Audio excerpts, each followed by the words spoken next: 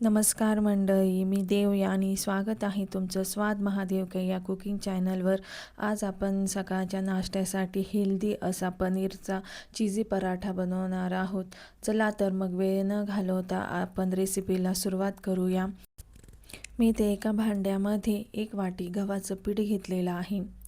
त्यामध्ये मी चवीनुसार मीठ टाकून घेते।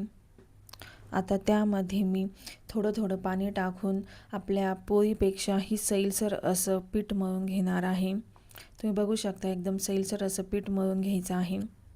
थोडं पाणी टाकत असं कुस्करत जायचं आहे। आता आपलं पीठ मळून झालेलं आहे। 10 ते 15 मिनिटं रेस्टसाठी बाजूला ठेवून देऊ। आता त्यामध्ये आपण पराठ्यासाठी फिलिंग्स बनवत आहोत। त्यासाठी मी 100 ग्रॅम एवढं पनीर घेतलेलं आहे। आता ते आपण कद्दूकस करून घ्यायचं आहे। तुम्ही बघू शकता सर्वचे सर्व पनीर आता मी कद्दूकस करून घेत आहे। आता त्यामध्ये मी चीजचा एक पीस घेतलेला आहे, तोही मी कद्दूकस करून घेत आहे। आता त्यामध्ये मी थोडंसं पालक स्वच्छ धुवून कट करून त्यामध्ये टाकत आहे। हिरवी मिरची लसूणची पेस्ट त्यामध्ये टाकत आहे। त्यामध्ये मी थोडासा कांदाही टाकणार आहे।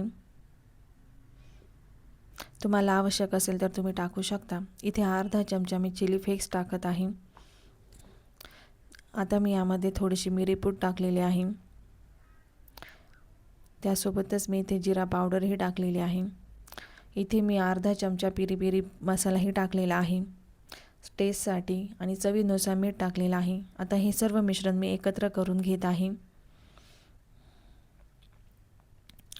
सर्व मिश्रण एकत्र झाल्यानंतर आपल्याला त्याचे एकसारखे गोळे करून घ्यायचे आहे। तुम्ही बघू शकता मी सर्व एकसारखे गोळे करून घेत आहे। तुम्ही बघू शकता सर्व गोळे तयार झालेले आहे। इथे आपले 4 डो तयार झालेले आहे। आता आपला पीठही चांगलं मुरलं असेल। आता त्यामध्ये मी तेल टाकून एकजीव करून घेते। तुम्ही बघू शकता आपलं गव्हाचं पीठ हे खूप छान प्रकारे मिक्स झालेलं आहे। आता मी त्याचेही एकसारखे गोळे तयार करून घेतलेले आहे। आता आपल्याला त्या गोळ्याला गव्हाचं पीठ कोरडं पीठ लावून त्याची लाटी तयार करून घ्यायची आहे। आता यामध्ये आपण जे एकसारखे मिश्रणाचे गोळे तयार केलेले होते ते फिल करायचे आहे।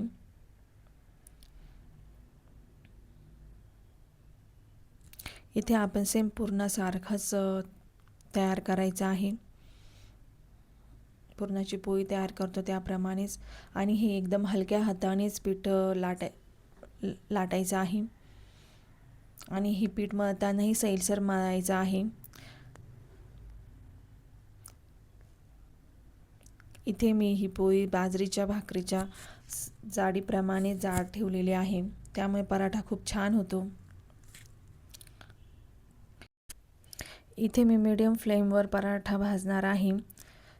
त्याला भाजण्यासाठी 5 ते 6 मिनिटं लागतात। खूप छान प्रकारे मग भाजला जातो।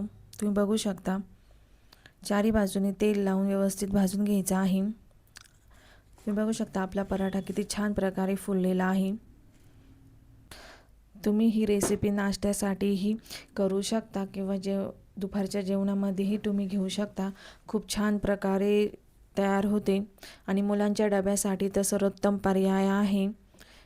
अशा प्रकारे मी सर्व परोठे तयार करून घेणार आहे। तुम्ही बघू शकता आपले परोठे किती छान प्रकारे तयार झालेले आहे। खाण्यासाठी तर खूप छान चविष्ट लागतात।